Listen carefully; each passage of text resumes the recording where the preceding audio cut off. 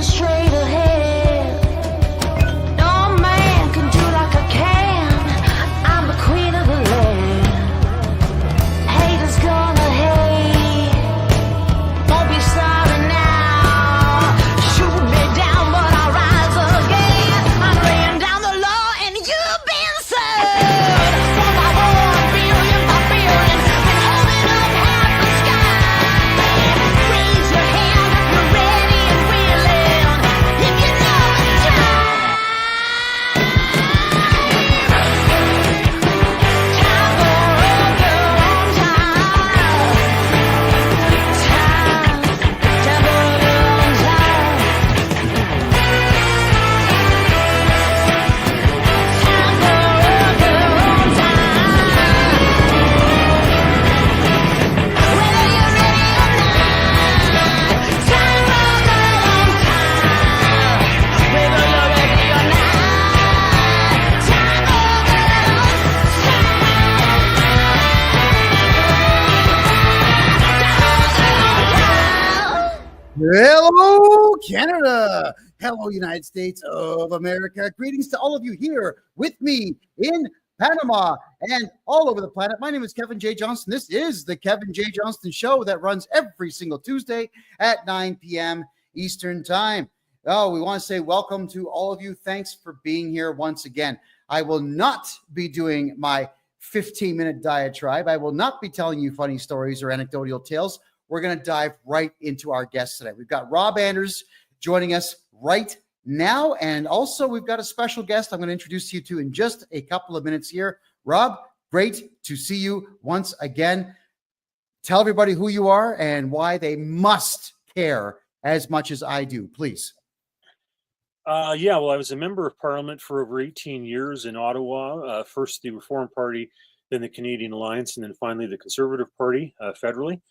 And I've gone down the rabbit hole of central bank digital currency, and I'm very concerned about the control that will give government over individuals' lives, etc. And you can just look up the quotes of Mark Carney to figure out where he wants to take stuff. Oh, yeah. It's very dangerous. And our next guy that you're going to introduce is one of these bankers in Alberta who I think really understands. And we swap some emails back and forth type of thing about where we think this is all going. Well, let's just introduce him right now, shall we? Brett Oland from Bow Valley Credit Union in Alberta. Welcome to the show for the first time. It is a great pleasure to finally see you face to face. Oh, great. Well, thanks for having me. Really appreciate it. Well, tell everybody here what Bow Valley Credit Union is and how it's different from a federal bank. And then we're going to dive right into my questions. Go ahead. Oh, boy, open a can of worms there.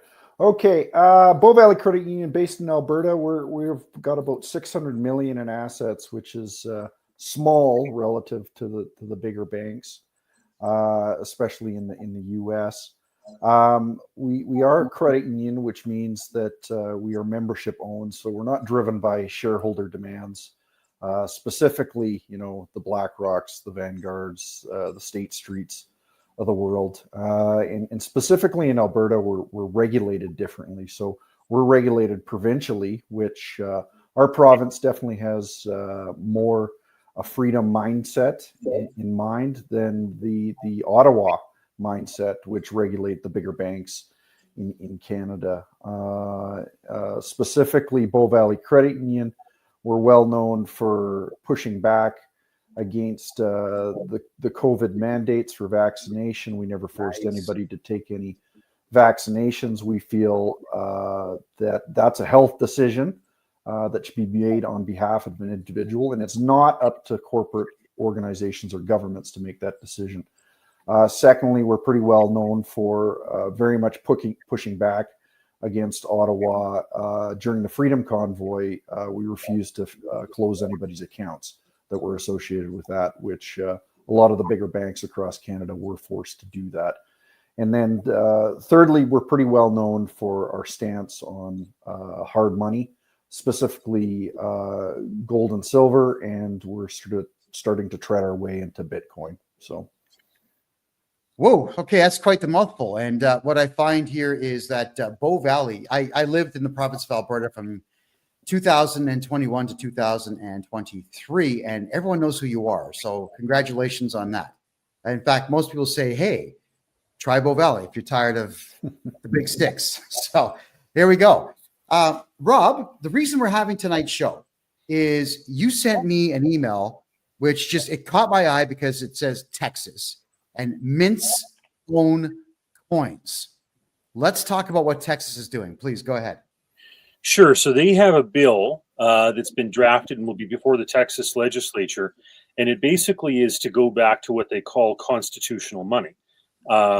Texas is unique in many ways. I mean, not only is it a large, powerful state, I think it would be the 6th largest economy in the world if it was on its own type of thing. So it's a powerhouse. But, you know, when it won the War of Independence vis-a-vis the Spanish Empire / Mexico, it was a much larger state than it is now. It actually went all the way up to Wyoming. And so when it finally got admitted to the United States as a state, and Sam Houston went from being president of the Republic of Texas to being a governor and then later on a senator, et cetera, whatever, in Texas history, I think it was in 1846. What happened was Texas became a little bit smaller. It lost some of those territories to the north, which some people were talking about naming, and those names came to fruition in the future, like Washington or Colorado or whatever, right? So Texas has the ability constitutionally to split into 5 separate states still to this day.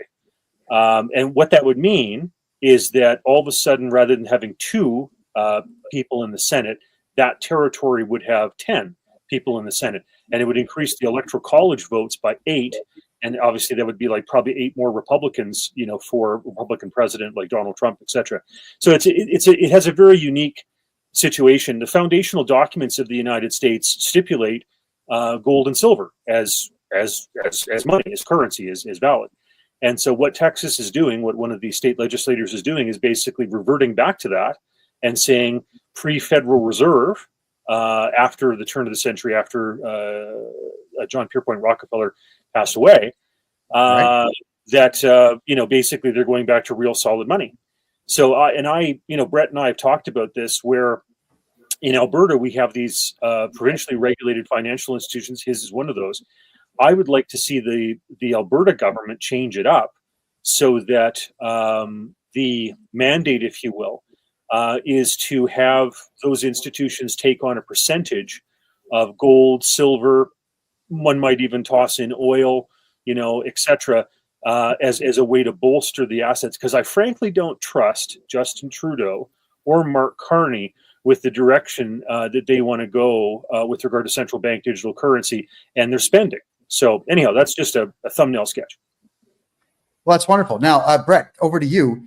Is a Bow Valley Credit Union. I know that we don't get taught anything in school about money, finance, mortgages, even how to shake hands or create a resume. These are not things you get taught in high school. So by the time kids are 18, they've wasted pretty much 14 years of that 18 years learning nothing, in fact. So could you educate the entire populace now as to what a credit union is versus a bank? Please go ahead. Sure. Yeah, I touched on a little bit of it earlier. So first and foremost is we're shareholder owned, or member owned versus shareholder owned. And so our members are within our communities of Alberta. We're only regulated to operate within Alberta. And that means that there's not a shareholder off in a far off land dictating to the board of directors a direction that it should go. That often happens in the bigger banks, especially in Canada, where there's foreign interests that own, say, RBC, Royal Canadian Bank.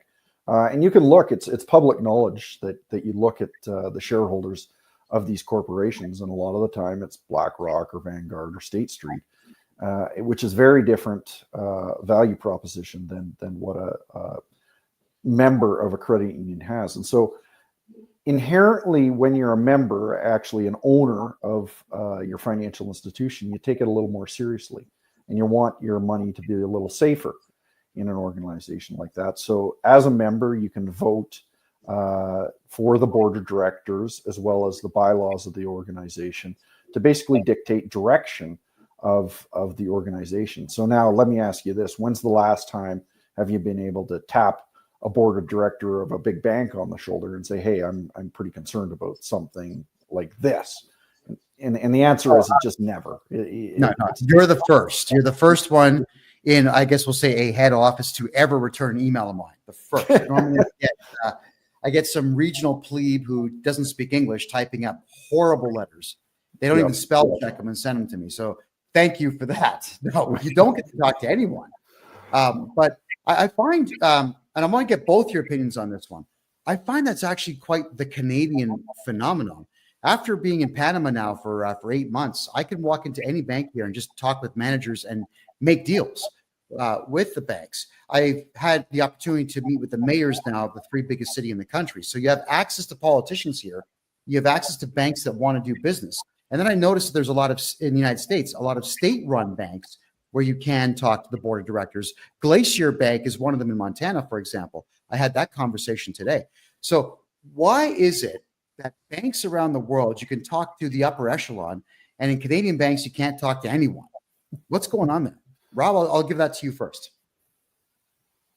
I'm just a politician as opposed to the banker, but I think part of it is because we have less competition. We in Canada, when you think about it, on the federal level, you have these chartered banks, and there's a half dozen of them. And so, in the United States, there's a greater proliferation of banks. And I think that, I'm a big fan of the provincially regulated chartered stuff because, I've had my run-ins with the CRA, as we've talked about on the show before. And, and the big banks just jump and do whatever they want them to do type of thing, regardless of whether or not there's, sanctioned by a judge or whatever. So I exclusively bank with provincially regulated institutions now. I won't even touch the federal ones as best as possible. So I think it's partly that we don't have as much competition as we should. Like, I want to stress as well, like Canada used to be, and this is something to be proud of. I mean, we have, we're not proud of Trudeau or Carney or a lot of the mayhem that's going on now. But from 1817 until 1914, we had the longest running free banking system in the world. And we were an example, actually, to the United States when Polk was running for president in the 1840s, et cetera, when he was running against central banks. And, so for that length of time, those institutions, and a lot of them were actually, because, 1817 predates 1865, those were banks, a lot of them that were actually chartered by their colonies. So you think of the Bank of Nova Scotia, you think of Toronto Dominion, you think of Bank of Montreal. Okay, a lot of these were actually colonial, provincial at that time, or colonial became provincial institutions, and that currency, when they held gold or silver in reserve, was traded as far down south as the Caribbean and as far east as Great Britain. Was respected in the United States. So we actually were an example of what Polk was talking about when he was running for president in the 1840s about getting rid of the central bank, right? Okay. Because he actually had a self-regulating, in a sense, independent, private currency system. It was beautiful. And so anyhow, I think we've drifted so far from that ideal. Canada used to have 2,500 tons of gold, This is back in the 1960s. If we'd held on to that, we would be the third largest reserve of gold in the world after, like the United States, for example. And I think it's Russia or China that would come back after that, but maybe Italy now. Anyhow, but yeah, it's just I think we've lost the sense of competition, and it's been overregulated, I think. All right, and Brett, I want to get your thoughts as somebody who's in banking. Why is it that we can't talk to anybody in the upper echelon of banking in Canada? Yeah, and I definitely agree with Rob that it's called a monopolistic oligopoly in Canada. So, effectively we have very few bigger banks that control 83% of the Canadian banking system. And then you have these smatters of credit unions. There's only about 200 in Canada. Compared to the United States, where they have over 6,000 banks that you can choose from. So there's definitely that piece where there's lack of options. And what's really troubling to me is in Soviet Russia, there was one central bank and there was one commercial bank. And so basically, if you got debanked by the commercial bank or the central bank, effectively you were done.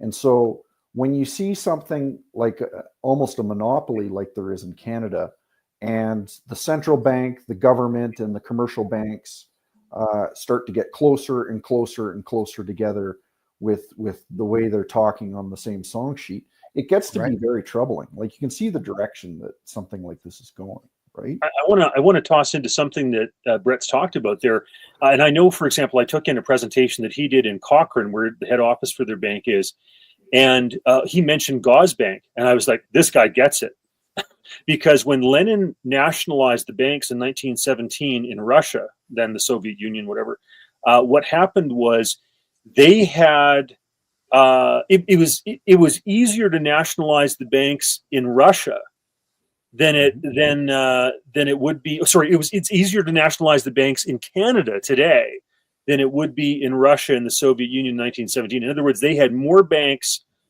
with a greater dispersion of assets in 1917. So you imagine the type of control that was when they created Gazbank. Canada, because we have so few of these massive federally chartered banks, it actually is less banks with a greater percentage of the assets. It would actually be easier than what happened in 1917 in the Soviet Union. That's frightening when you stop and think about it. Yeah, for sure. All right, so this is the question I've got, and it's a big one. Being here in Panama, I'm helping a lot of Canadians get their money out of Canada into Panama. I'm also helping them move money into the United States. I'm helping Ontarians move to Bow Valley in Alberta. Here's one of the issues: is the banks here. There's 52 major banks in Panama. There are 3 credit unions. The Canadian bank system, at least the federals, will not allow you to transfer money to banks in Costa Rica, Mexico, Honduras, Panama, possibly even Brazil. And the banks around the world are saying, you know what, we're not dealing with Canada anymore. It's become a joke. So, Brett, I'll put this to you, is why are Canadian banks not allowing Canadians to buy crypto and move money around the world, even for investment? Well, it stems back to around the year 2000, 2001. And if you remember, that was the terrible day that the Twin Towers went down on September 11th, 2001. And suspiciously, very quickly after the towers went down, in Canada and around the world, they talked about a lot of these anti-terrorist mandates that, well, if we cut off the funding to these terrorists, then we'll be able to stop terrorism altogether. And it's always, they put in these rules always, it's for your safety and security is really where it starts. And that was sort of the impetus of what we call FinTrack in Alberta. And FinTrack is basically the oversight body. And at the time in 2001, I don't think anybody complained that it came in and that it was going to surveil basically people's bank accounts. And FinTrack is a fairly benign organization, and really what it does is basically tracks people's information. So if money's coming in or out of a bank account, as a financial institution, a lot of the time we have to report on it. But often FinTrack comes up with these rules. And so if there's rules, say you own a car wash, or you deal in cryptocurrency, or you're, dealing in drugs, or whatever it is, like there's all these rules around FinTrack, and those rules just continue to expand.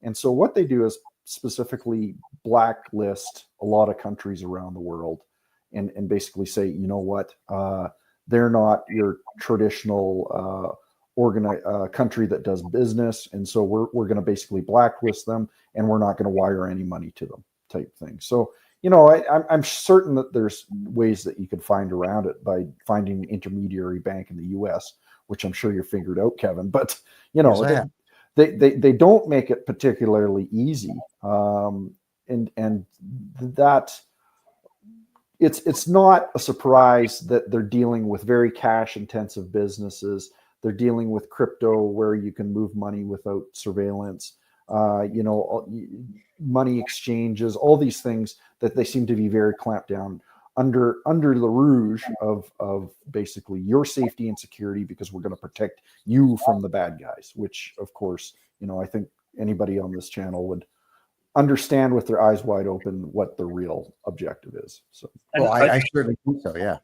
I just like, to chime in about how, terrorism, morphed into opposing the truckers and COVID mandates and all that type of stuff. And if you're opposed to the green agenda and, 2030 and 15-minute cities and all that type of stuff, or if you just have a larger carbon footprint or you don't agree with diversity, equity, inclusion, et cetera, like that's where that stuff's morphed into. It's very sad.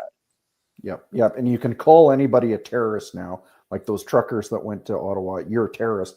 So then basically it activates this next set of rules where you can basically take away all their rights and freedoms, right? So, well, which is exactly what happened, but it's also putting the fear into everybody nationwide.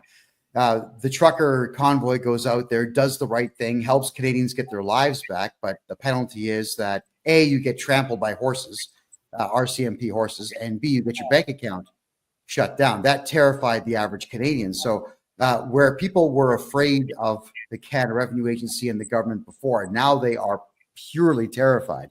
And I know this because I do taxes for people, and everyone's terrified. But FinTrack, maybe I'll let you guys decide who's going to answer this one first. Wow, FinTrack got involved with the crypto market. So you had companies like Coinberry, which is now BitBuy. Then you also had ShakePay, and now you've got Kevin O'Leary getting into it with WonderFi and a couple of other projects. But I used to be able to buy $50,000 worth of Bitcoin and just move it wherever I wanted. Now, if it's over $3,000 that I purchase and move, FinTrack is either contacting me through letters to my address, or they're contacting the exchange I'm buying from. So first off, why do they care about $3,000 transactions, and what can they do to enforce their will? Go ahead. I'll let Brett handle this. I'm less experienced with the crypto stuff. Go for it. Well, interestingly enough, when they first implemented FinTrack, it was any transaction over $10,000 is what they were concerned about. And so if you think about that, that was the better part of 24 years ago. And so inflation's just eaten that $10,000 alive, and that's more more or less. And they keep on lowering that rate of in your case they say anything $3,000.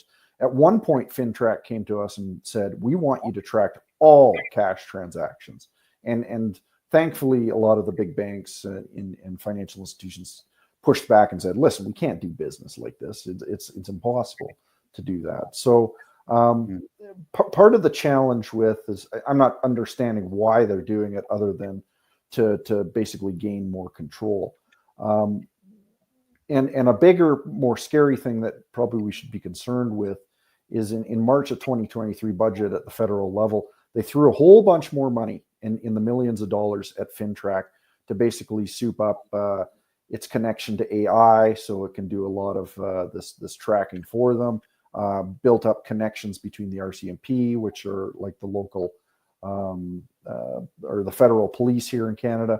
And so and these connections just, it's hard not to think that they're going down to a nefarious place with all these things happening when they're basically sharpening these tools in the background. So, okay, so I'm just being asked what FinTrack is.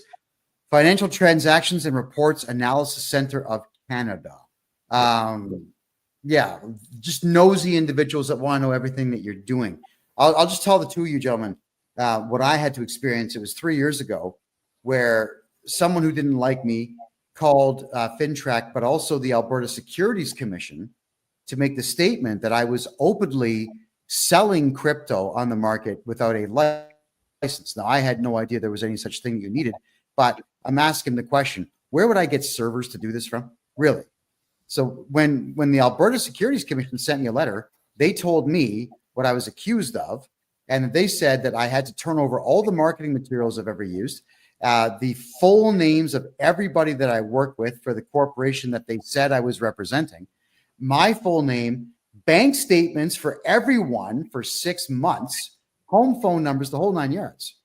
So I called my lawyer. I said, could you please just deal with this? But why would the Securities Commission and FinTrack be sending out letters like that?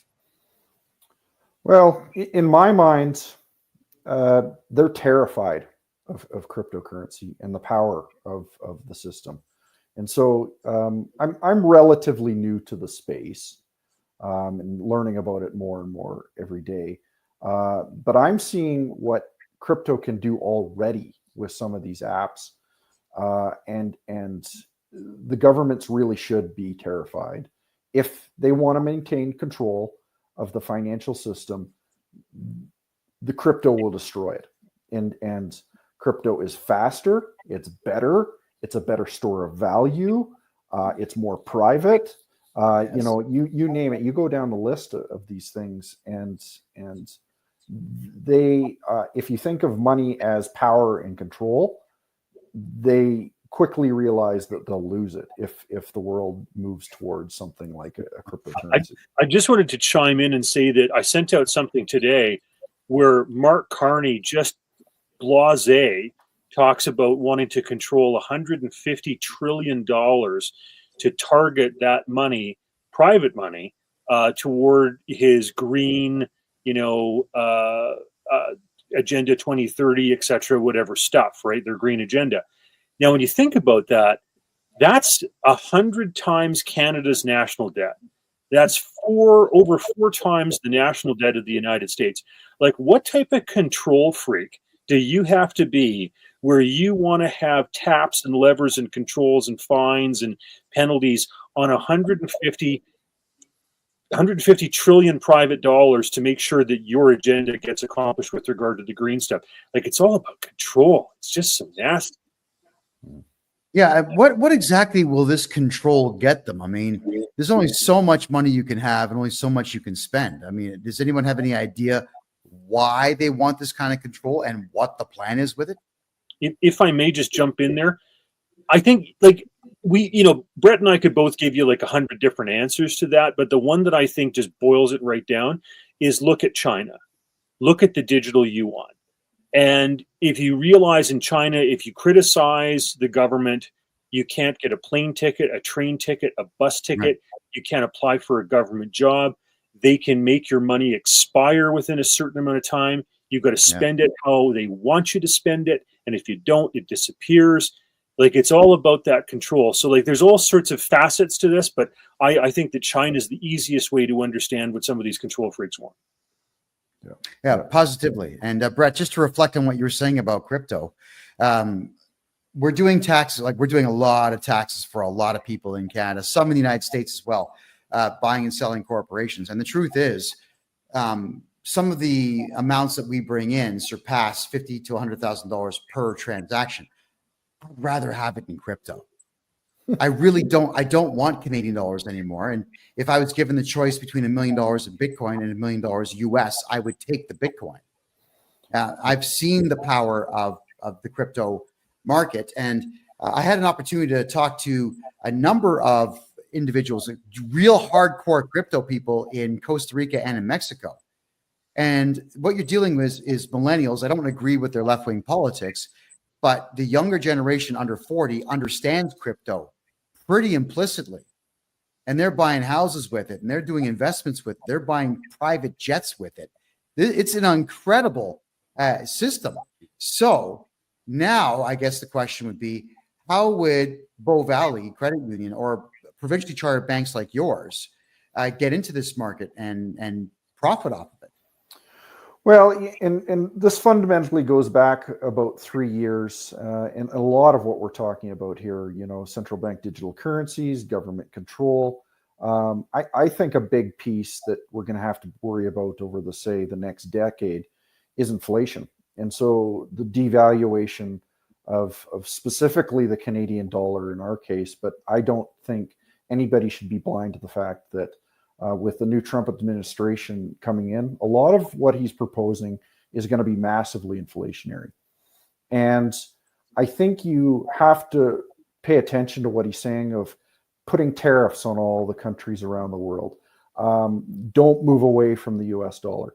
Effectively, what I think Trump is trying to do is trap people in US currency. Whether you love him, hate him, or an indifferent with Trump, what he wants to do is get the debt of the United States under control. And to be able to do that, he basically has to inflate the US dollar to high heaven. And so what we're trying to do as an organization is make people aware for educational purposes that we think that inflation is coming and it's coming to stay, and get into hard assets. And so we talked a little bit about cryptocurrency and Bitcoin. We're pretty big proponents of gold and silver that have throughout history been very good protectors of wealth, as well as other hard assets. We're talking land, we're talking housing, we're talking apartment buildings. Anything that you can drop hurts your foot is effectively what you want to be into. And the last thing that you want to be into is like sovereign debt, like sovereign bonds, and low interest paying accounts and things like that, because they're just going to get wiped out over the next number of years. So, yeah, actually, speaking of low interest accounts, maybe you could reflect on this one quickly. I made a presentation to the mayor of Panama City. We were talking about banking. One of the big things I really want to flog is banking here. Everyone knows Panama for the canal and nothing else, right? So I said, we got to market this city. The city's got incredible technology, 35-cent subway rides. The subway is better than Toronto and New York's combined. The infrastructure is here. Let's market what we have. And then I said, look, you've got some banks that'll pay starting off at 3%, but they go as high as 12 if you put the right amount of money in and lock it down for the right amount of time. And then I showed him TD Bank from $0 to $1,000, 0.01%. $1 million, 0.01%. And they're all, what? What's going on in Canada? We thought Canada was rich. Thinking, no, I told the truth about it. But what is it that's driving Canadian banks to pay nothing in interest while they rake in billions every quarter? Go ahead. Go ahead, Rob, if you've... Well, I guess you get away with what you can get away with, right? And so if you can do that, you do it. I wanted to touch on this idea of, crypto and commodity-backed currency. I'm a believer in commodity-backed currency. I agree with Milton Friedman. I think he gave the best description of the gold standard, et cetera, that I've ever seen. I like private crypto better than I like central bank digital currency crypto or whatever, right? Because that gives the government gobs and gobs and gobs of control. I know a friend of mine who's an energy trader for Royal Dutch Shell said that there was some other system that Cato Institute had talked about, but he didn't know the details, et cetera. But I think it's hard to beat a commodity-based currency. First the world started off with barley in like Mesopotamia for about 2,000 years. Then it went to gold at around 500 BC, and then eventually silver, and then copper. Various countries, whether the Roman Empire, the Chinese, messed with copper, and the final one, kind of with the petrodollar in Saudi Arabia and the United States, with oil.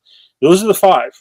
And I know that Holland dabbled with tulips and other places with seashells and salt and whatever. But I think those five things, those five commodities I just talked about, are money, and gold is the king of them.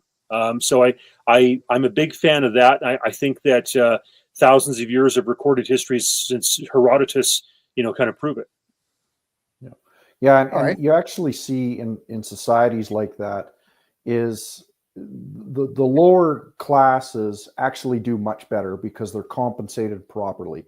There's a phenomenon called Triffin's dilemma, where basically whoever prints the money gets access to it first and then doesn't have to feel the consequences of the inflation.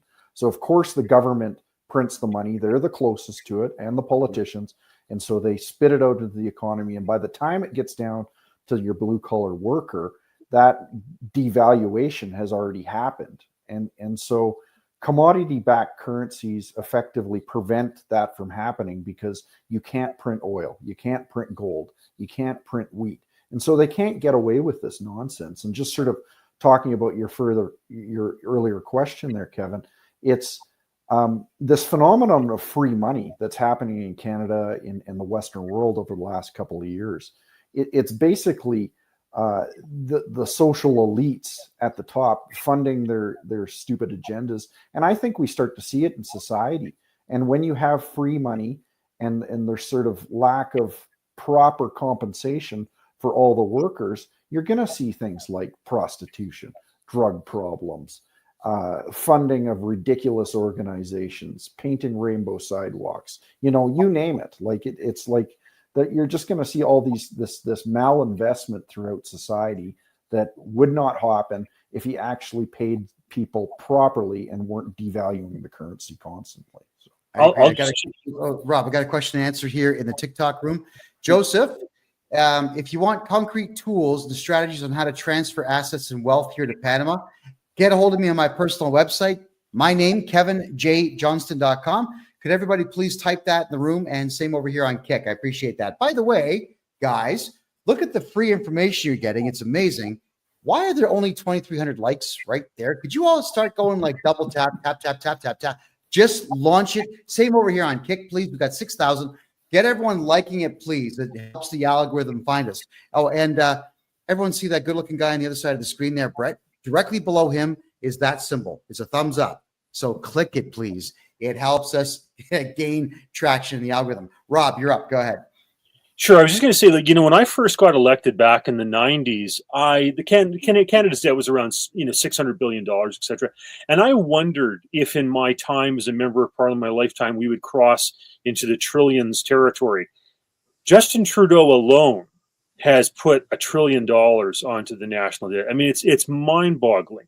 $1 billion alone he was, putting off to the We charity. Brett was just talking about these little pet projects and everything else.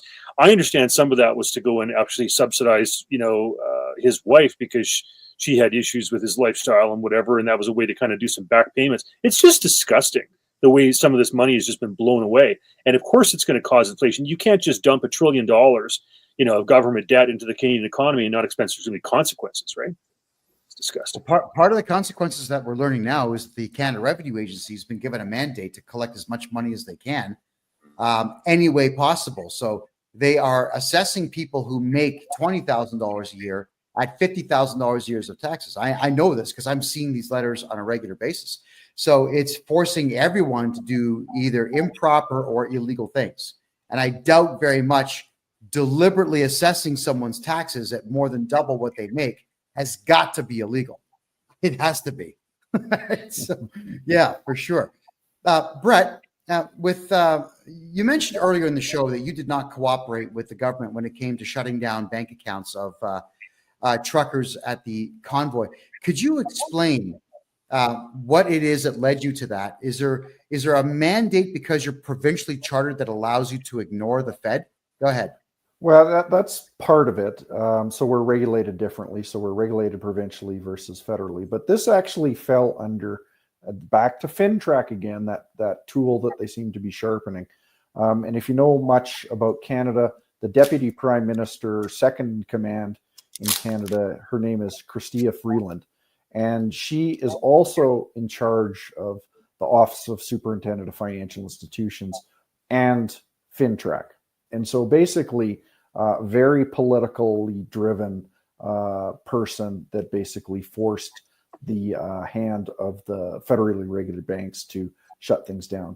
But what was really interesting is that within hours of her getting up on the podium and talking about, we're going to enact what's called the Emergencies Act and shut down people's bank accounts and things like that, these banks are actually started doing it. So they had advance notice that something was happening in this regard.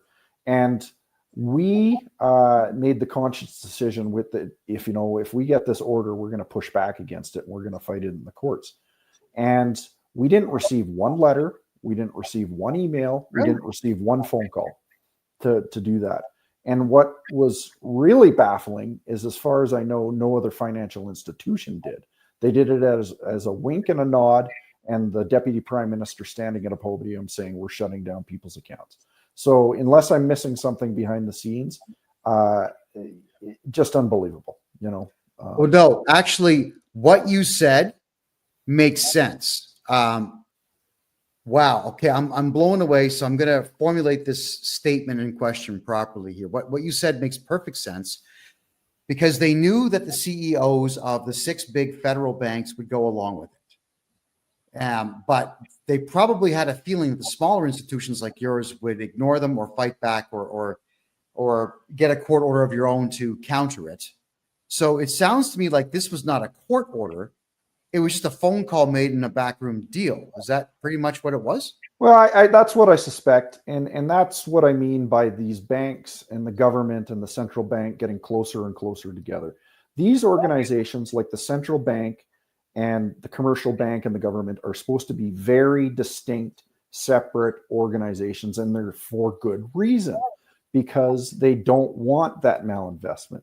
They don't want a communist society. But the thing is, as we see those get closer and closer together, you start to see these problems like this. And it's that backroom phone call that's, just close down all these truckers' accounts, would you? And no problem. One of these things I find disturbing about this, and Brett's really touched on this, is that the more that the central banks dance the government's tune and do what they want them to do and are complicit with the agenda, whether it's central bank digital currency or whatever, the less there is the need for them, right? Like if you've got a federal government that basically dictates credit and dictates who can get what in terms of financing because of its rules, and if you generate too much carbon or you don't, jump to the tune of diversity, equity, inclusion, you're not going to get credit, etc. The oil and gas sector gets shut down, whatever. Like you become irrelevant, right? Because you no longer are a separate financial institution. You don't make independent decisions. And God forbid you have politicians that become the bankers, right? Because all they care about is the next election. Like you think Justin Trudeau cares about whether or not you have capacity to pay? Like it's a joke. Yep. And you start seeing things like recently in Canada, your viewers around the country or the world might not know this, but they're removing the GST on some items in Canada. So the GST is a tax that's put on products and services around Canada. And they've decided for 2 months they're going to remove the GST on some products and some services. So to me, that is picking winners and losers. And that's exactly what a communist or government does, is picks winners and losers within products and services in society. That's also frightening. And Brett, I wanted to go back because, you know this as much as anyone does, is this idea of banks cooperating with the Canadian government without court orders. The Canada Revenue Agency, for example, you actually are the one that pointed out Section 317 of the Excise Tax Act to me, which I went through, where the Canada Revenue Agency, if they're not able to get you to cooperate with them, what they'll do is they'll issue a letter, which is called a requirement to pay, to the banks. And then if the banks don't do it, all it says in the Tax Act there, Section 317, is that they'll be held liable. So the banks in Canada say, oh, well, we got a requirement to pay letter. We will give the CRA the money. So it's not that the CRA people has access to your bank account. It's the banks that actually give it over. But Brett, I had a great conversation with a gentleman that works for the CRA. I'm actually going to release the audio track soon as my lawyer says it's okay. And this guy, he was nice. He was polite. We were actually very nice to each other on the phone. But he says the following: the CRA does not sue people because we do not want to set a precedent of losing. He said this. He also said that they don't file criminal charges because they can't make money on that. They don't seize properties unless it's an absolute guaranteed slam dunk win that they have case law to back them on, because it costs too much money to try to get somebody's house.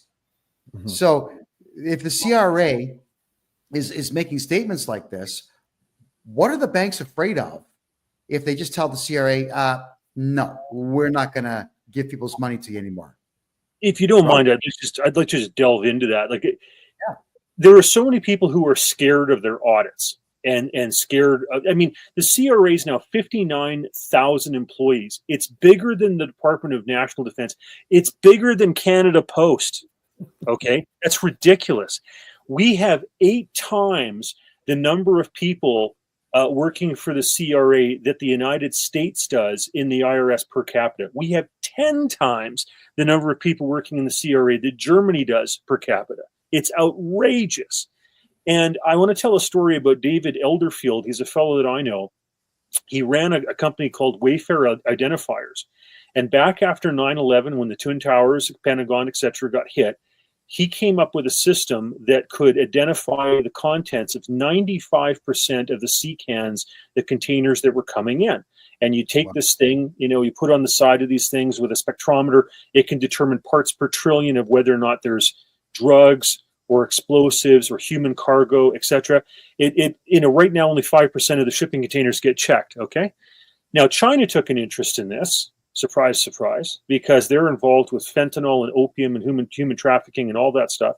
So they pretended as though they took an interest in it. Well, within days of China making an offer, etc., all of a sudden the CRA pressured the banks, and this poor guy got shut down.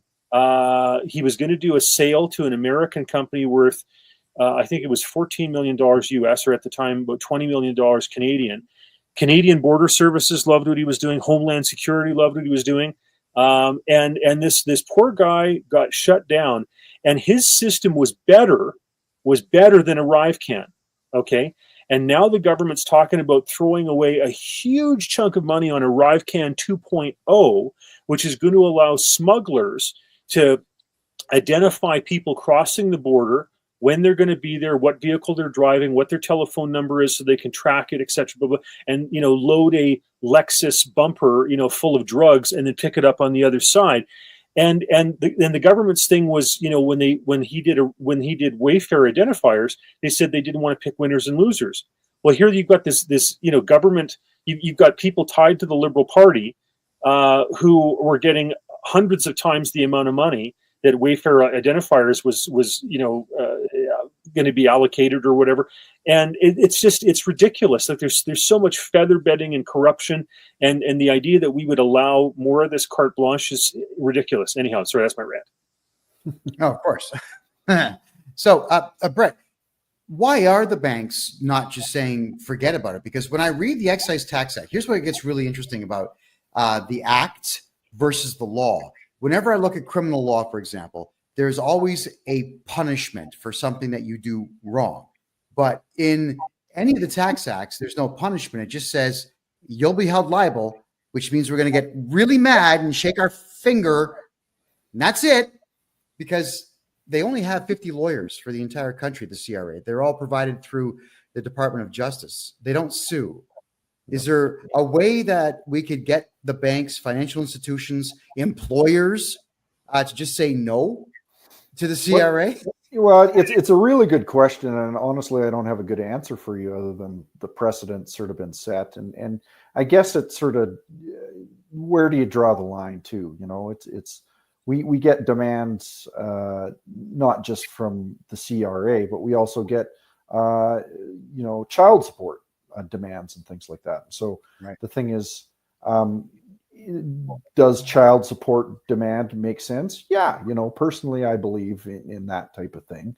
Whether you do or not is a different case, and so I really don't have a good answer, but it's a good conversation to have, and maybe we need to think that through of like what are the repercussions of something like this of the CRA coming down on you? I don't know. I've never been bold enough to try it. So, well, and that's a fair answer. Absolutely a fair answer. All right. So, because it's an issue that's near and dear to my heart. This is why Alberta should seriously be looking at having its own revenue agency, right? The idea that you give that much control to Trudeau and one of his ministers, they don't even listen to the ombudsman. In David Elderfield's case, the ombudsman did the highest, level of reprimand he could do to demand an apology from the CRA, and they still didn't do that, right? It's ridiculous what they get away with, and the idea that Alberta, or any other province would roll over and let them have this much control. It shouldn't be. Well, you see, actually, I agree with that. And then based on the fact that earlier in the show, we talked about Texas minting its own coins and possibly currency. The province of Alberta, for those who don't know, around the world, in Canada, there's 10 provinces, which essentially are independent countries that work under the banner of the Dominion of Canada, all trying to get free stuff from each other. But Alberta has oil and beef and trees and water, beaver pelts. We got it all. Alberta does have it all. It could be an independent country just on the oil alone.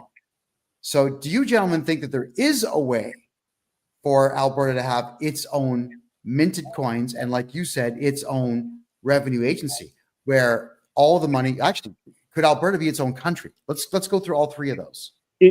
Brett, if you wouldn't mind, I'm going to maybe address this first and then turn it over to you because of what you guys are doing. Okay. Sure. Because Brett's really tackling this in a head-on way.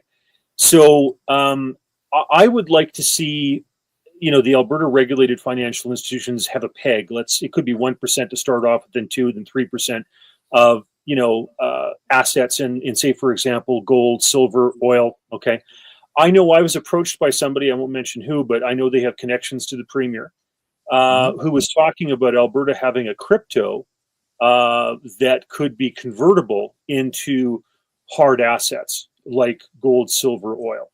Now, Alberta is probably best situated in terms of oil because, we produce millions of barrels, etc. We have a little bit of gold, but not much. And anyhow, so oil is the easiest one, I think, in terms of that. But, Brett is talking about having not a government sanctioned version or something done by the government of Alberta or even by a very Alberta regulated institution like the Alberta Treasury Branch, but they've kind of got their own idea. So Brett, over to you. Sure. Yeah. And probably the best way to explain this is what we talked about earlier. Rob, you mentioned the free banking system. And effectively those banks way back in the day had those reserves. They had those tangible assets. And so there's basically four types of banking systems. There's for this case, we'll use gold. So there's people can exchange their wealth and their store value in gold. And we soon move to a receipt-based system. So it's like, okay, the gold is in the vault. I'm just going to give you this piece of paper that says we're transferring gold back and forth. And then we moved to a fractional reserve system where it was just fractions of that actual gold in the vaults. And now we're in a system which is basically a complete fiat system, and there's nothing really tangibly backing it. We at Bow Valley Credit Union want to move that back down the scale. And so that's why with the profits of our organization, we purchase gold and silver as monetary metals to be that reserve, to sort of move back towards that. As well as we just came out with this product last week where you can actually, the biggest problem with gold and silver is the premiums on like a 1 ounce coin are pretty high. But on 1,000 ounce bar of silver or gold, the premiums are actually quite reasonable. But part of the challenge is nobody wants to lug around 1,000 ounce bar or can afford 1,000 ounce bar of gold or silver. And so what we've done within our organization is with our partner Silver Gold Bull, we've tokenized that 1,000 ounce bar. So you can actually purchase fractions up to 100ths of an ounce of that gold or silver and easily convert it back and forth between fiat and your store of value. So you want to be able to move seamlessly through from your store of value to your medium exchange, buying your cup of coffee very easily. And that's sort of what we've created within our organization. And we can see that the governments don't have a lot of palate for this because they lose their power. So basically we're starting it as a private organization and similar to what Texas is doing, basically saying, yeah, we're going back to tangible money. And this is the route that we've taken. And so if the federal government isn't going to do it, we're going to do it. Okay, so you're essentially a small provincial bank that actually has gold and silver in its vaults. Correct. Yeah. Compared to the other ones that have nothing in their vaults. I'm very happy to hear that. And I'd like to add in that if Alberta did this, okay, I think there would be like a sucking sound for money capital across the rest of the country, they would be fleeing to something that wasn't just fiat garbage, and that actually had a fractional reserve. And he and I both agree with this, in terms of the fractional reserve part. Like a history thing I just want to touch on for a second is, when Rome, for example, had its gold, silver, and copper coins, at one stage, the Roman Empire and its economy got to the stage where it was almost going into territories to get more mines because it wanted to have more, commodity type of thing for its currency. The Spanish Empire ran into the same thing, but then discovered Peru, and then all of a sudden the pieces of eight were all across the world and causing inflation of their own type of thing, but were really sometimes the most common currency even in the United States during that time. And then the British Empire also had that type of situation where literally they were going into territories to make sure they had enough, of the commodities to back their pound sterling, etc. So I think that to have a fractional reserve and probably utilize these various commodities that I've talked about that are time tested is kind of the way to go. And I'm hard pressed to think of a better system. I don't know of one. All right. So I actually want sorry, Brett, you go ahead. Oh yeah, and exactly the road Rob's going down here, and you've touched on there, Kevin. It's like this concept of using the blockchain or the crypto technology as well as hard assets in commodities and things like that. The technology is there, and we're capable of doing this type of thing, and it would build a very sound financial system. I wanted to point something out here. You mentioned silver, gold, bull. I actually buy all of my gold and silver from silvergoldbull.com. I know that people are buying commodities now. Have a look at this, everyone. These are copper coins. They're not pressed with a face value, but they're pressing coins so you have an ounce of copper now. And I wanted to show you here, out of stock, 1 kilogram out of stock, 1 ounce copper bill out of stock, coins out of stock. People they're lapping it up. They're worried. I think that the average person in Canada is excessively worried about the Canadian dollar. I'm worried about it. Being here in Panama with the US dollar, I'm losing 30 cents on every dollar. It's really getting on my nerves, actually. So my thoughts are I'm going to have to start buying up vast amounts of gold and just pay the duties and get them shipped down here just to be able to have the same value. Anyway, I just want to point that out to everyone that the Canadians are catching on to the fact that the Canadian dollar is kind of useless. And if you look at XRP has tripled in just the last month. People are believing in other things. So, Brett, you being in banking, I'll ask you this one. The Canadian dollar, is it going to be around in 5 years? I think, especially what the Trump administration is doing, I fear for the Canadian dollar really bowing under its own weight. We continue to and Rob, you're probably better versed in this, but effectively the Canadian dollar is backed by our resources of our country. Very significant oil and gas producer and exporter. If governments continue on down the path of this green agenda and continue to make it more and more difficult to get oil and gas out of the ground, our dollar is going to collapse on itself. With massive amounts of tariffs, our dollar is going to start collapsing on itself.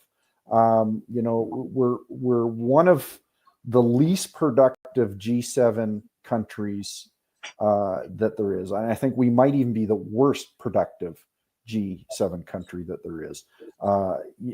People are getting poorer within this country. We're less productive. And this all leads to a decline in the currency and the devaluation of the currency. So, and part of the challenge is this compounds on itself. As we lose ground against the US dollar, a lot of the products and services that we try and import are priced in US dollars.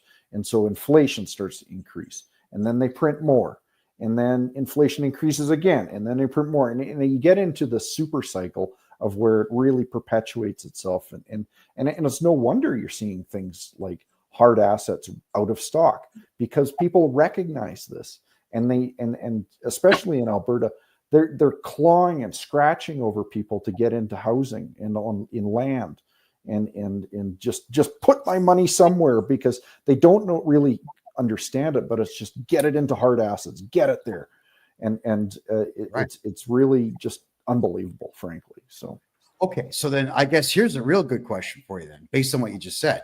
Let's say that everyone in Canada takes all of their cash and buys hard assets with it. Let's imagine that everybody could afford a house. What would happen to the housing market if the Canadian dollar crashed and had to be replaced by the American dollar? Like, I know it's completely speculative, but it's a concern of mine. Honestly, to stabilize things, I think that may be the direction that we have to go ultimately. If people lose faith in the Canadian dollar, it's still the worst, the dirtiest shirt in the pile, but the U.S. dollars is still a safe haven, and rhetoric by the Trump administration only compounds on something like that. And in my mind, and we touched on it earlier, but the U.S. dollar will be the last dollar the last currency to fail. Everybody will currencies will collapse before the U.S. currency will fail. So I think I'll add on that to say that, okay, let's talk this BRICS thing, for example. You've got Russia in the midst of a war that is not going well for them. Their currency, their gold reserves have gone down as a result. China has gone down in terms of their gold reserves by about 1,000 tons since a little over a decade ago, etc. And their economy is having its issues. India is going ahead and storing up and buying it's massing its gold reserves because it's worried where things are going to go. South Africa, has its own issues, type of thing. So I don't think that that's realistic. Like, I know that China and Russia don't like having to deal in U.S. dollars and would prefer to get out from under that. But if I'm a banker in Frankfurt or Zurich or wherever, I'm not going to look at the BRICS thing and go, yeah, that's credible. I don't think that's realistic. The euro. Britain is looking to do the Brexit thing. They're kind of, going back and forth with regard to that. Germany has now elected, the Alternative for Deutschland in a serious way in the Bundestag. They're looking to get out because they don't want to take on the debts of Portugal, Italy, Greece, and Spain, etc. You think about it, with the euro, you've got 20 plus countries with 20 plus macroeconomic variables. So to figure out the value of the euro, you've got to have like 400 to 500 variables in the calculation. Like, it's insane. I think Margaret Thatcher was right when she said that lowering the tariffs and creating a common market made sense, but that the lack of immigration controls and the common currency was not going to work out. I think she's right. It's just a matter of when.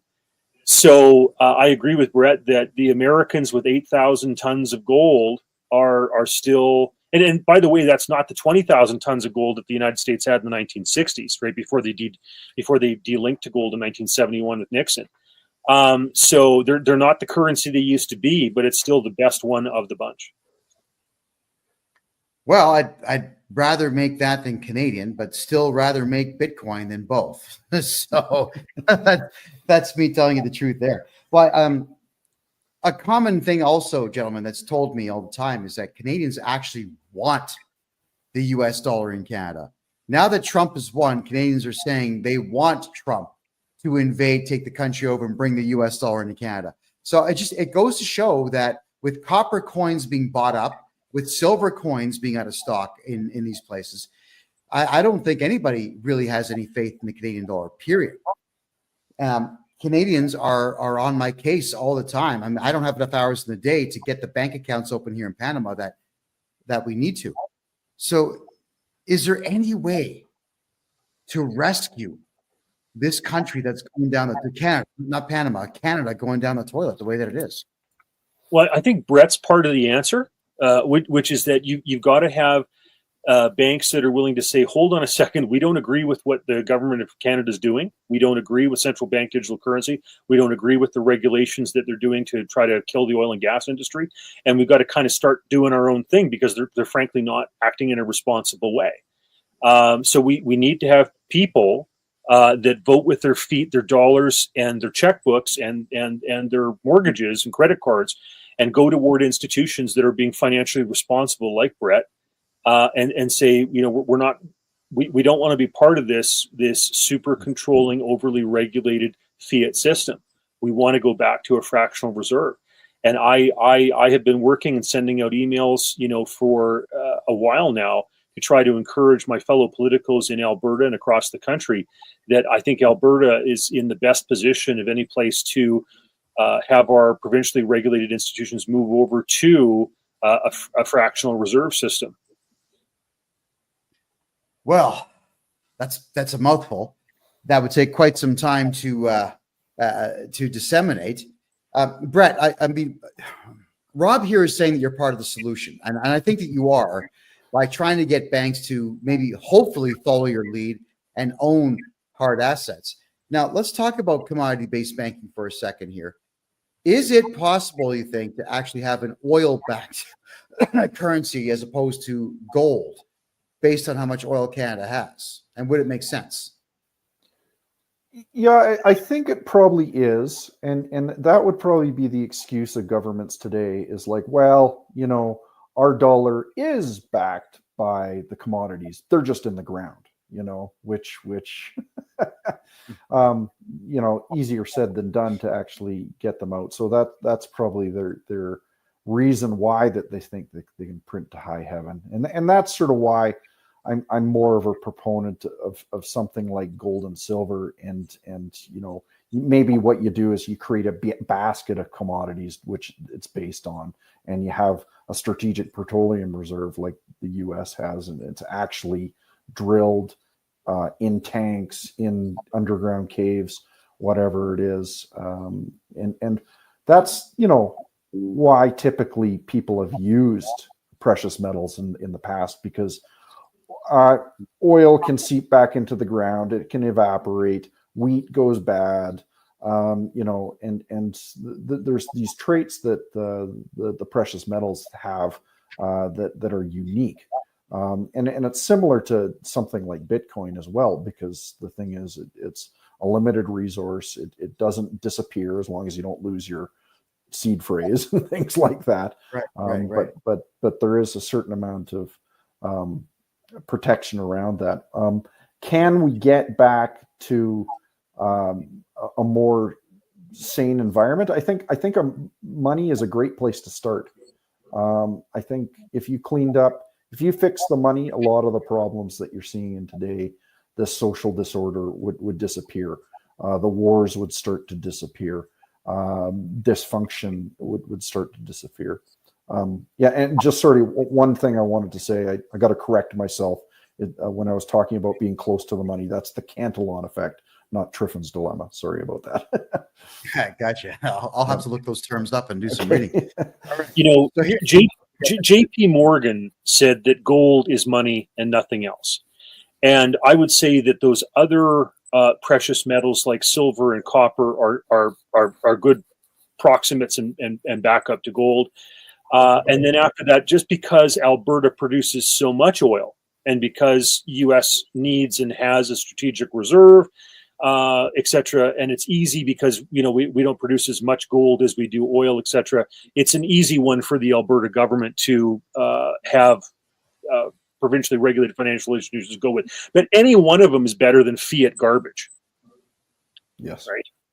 Oh, sure. Absolutely. Now, here's a question just based on commodities. I mean, gold and silver backed currencies, for example. This is a very interesting point that was brought to my attention yesterday, and I don't have an answer. Sri Lanka is a hotbed for every precious stone imaginable. Regular diamonds, yellow diamonds, gold, sapphires, rubies, emeralds, everything. And you can pick them up like this and put them in a bag and buy them for a couple $1,000s. Now, why would that country not be utilizing gems as their commodity? Why would Canada not use oil? why would I guess United Kingdom use, what do they have? Nothing. So come on, go ahead, Rob. Well, precious gems are precious, right? Of course, but the problem is, let's say you take a guy like me, okay? How am I supposed to be able to ascertain the value of one diamond versus another? I'm just not that much of a connoisseur of diamonds or emeralds or rubies or what have you, right? The great thing about gold and silver is that when it's stamped and it says that it's 99% pure or whatever, as long as it's not China or somebody putting out some fake ingots or something like that, you hopefully know what you're getting. That's I think the difficulty with precious stones is that and as well there's industrial uses for silver and even for very fine gold in terms of electronics and various things. I guess there is for diamonds when it comes to like drill bits and stuff like that, but those probably aren't the ones that they're going to want to use as a currency, right? They probably want the more refined stones, the ones with less inclusions in them and stuff. Whereas the industrial diamonds that are used for drill bits are much rougher and not as pretty. So that's my answer to that. But Brett may have some other wisdom to offer here. Yeah, sure. And you really go back to the definition of money, whether it's fungible, whether that means whether you can just trade it, whether it's durable, whether it's, can stand up to a little bit of wear and tear, where it's portable, you can move it around, recognizable, which exactly what Rob's talking about there. I can't recognize one diamond from another, and as well as the stability. And, you take a look at that stability as a key trait of money. And I think it's safe to say that any fiat currency in the world today does not have that stability. And I think people recognize that. So something that Brett just said, like, I can't tell the difference between a diamond and a cubic zirconia. I mean, I'm sure there. Yeah, I mean, jewelers could maybe, but I can't. So I think that's part of the problem. Well, a cubic zirconia is something that I would deliberately go look for if I was going to put a ring on someone's finger. I'm not buying diamonds. Yes. You're right. You'd have to be trained to know the difference between the gems. I get it. I've just not been able to figure out why a country that has so many wouldn't use it. But now, something that I really wanted to talk about here, because mortgages in Canada, to get a mortgage or a loan in Canada is a nuisance. And it comes really from the fact that every time you walk in the bank, you say you want a loan. First question by someone who's not born in Canada, I might add, who doesn't speak English. Oh, what's your address? We want your house. That's what they'll say. They're not wording it properly. They're asking for asset lists. But it seems that Canada is almost 100% asset-based banking, whereas most of the rest of the world is capital-based banking. You got a good idea in the States, you get money, you go do it, and you make money on that money. In Canada, unless you have $1 million, you can't get a loan for $1 million. Brett, I'd love to get your take on that one, please. Yeah, no, we're especially seeing some challenges. We're considered income-based lenders, and that's becoming very difficult, especially with the baby boomer generation retiring, because they don't have any income. And so when most of the financial institutions in Canada are income-based lenders or, collateral-based lenders like you're talking about, it makes it extremely difficult to do a lot of type of lending.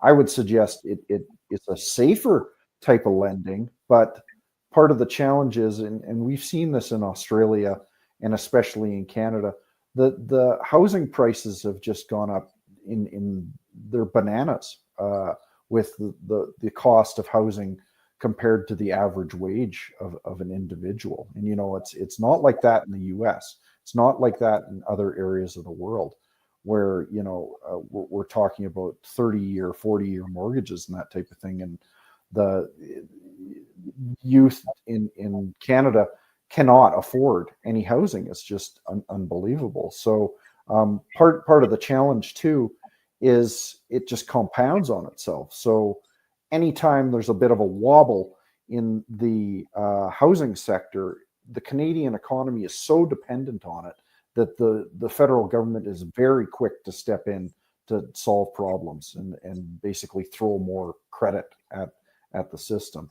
So, but you're absolutely right. The there's more than one way to skin a cat, and really you should look at hard collateral and capital to be able to do lending versus just passing around houses back and forth to each other, because it makes up a huge proportion of the GDP of Canada and Australia, right? So I just wanted to touch on China for a second. Like, one of the reasons that the Vancouver housing stuff is just priced out of ridiculous is of course there's great weather and people want to live there even if they can't find a job there, whatever.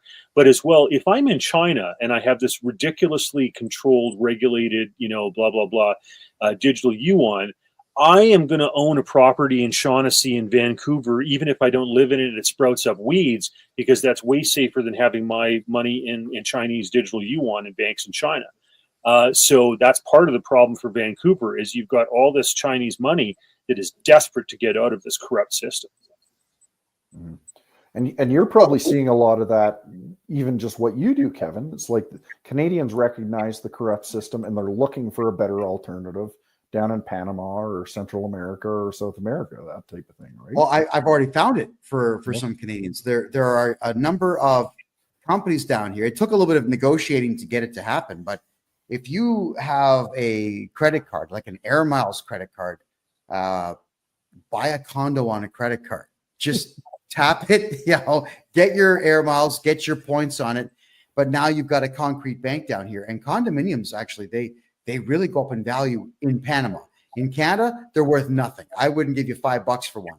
But here, I'd buy half a building worth of them and Airbnb them out and watch them grow in value. So you are correct. I am seeing Canadians and Americans, mostly Canadians though, putting their money down here where it's affordable. And I keep alluding to this in my show. My grocery bill is $30 or less per week. There are restaurants that have plates of food bigger than my head for $2-3. I'm stuffed. I can't even finish the meals. 50-cent coffees, 50, 60-cent donuts, $1 slices of cake, 6 inches across. It's easier to live in a place like this, much like I'm sure that Vancouver, as expensive as it is easier for Chinese folks, especially from the big cities, to live in. So yeah, we're seeing wealth moving out of crazy places into less crazy places all over the world. I just wish the Chinese folks knew that Canada is almost as crazy as China. If Alberta had these fractional reserve, real solid asset banks, there would be all this money from the rest of the country that would be flowing in here trying to get away from the fiat system in the other places. It'd be awesome.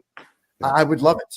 Yeah, I would, and that would mean that Alberta should probably eventually have its own police force, get the Royal Canadian Mounted Police out because they serve no purpose, and have its own standing army. I think it'd be great. I would love that. Would be the Alberta that I would move back to in a heartbeat. Is to be there with its own currency and its own almost sovereignty. The Switzerland of Canada. It could be that. I know. Do you think that Daniel Smith's got the backbone for it? Well, we're going to see. And sometimes, even if she doesn't have the backbone, if we can convince David Parker and Take Back Alberta and the Alberta Prosperity Project and all these other plethora of organizations that push for these things and get people elected onto the board for the party, maybe that can happen. We'll see. Because it's worth it. It is. It would be a very rich place. There would be jobs everywhere. And the other good part too is that I think the left wingers would finally realize that they don't belong in a commerce-based society. They'd leave. They'd go to Vancouver, go poison that place, and Alberta would just be bang on. Brett, get started. We want this to happen.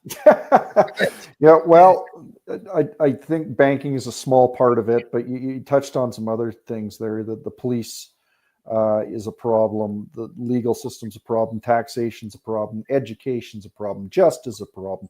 Like there is rot everywhere, so it's a big job to fix, and I hope we're on our way to being able to do that. So, yeah. Somebody just commented here in Kick that when I said I pay $30 for a week of groceries, they just paid $30 for one whole chicken.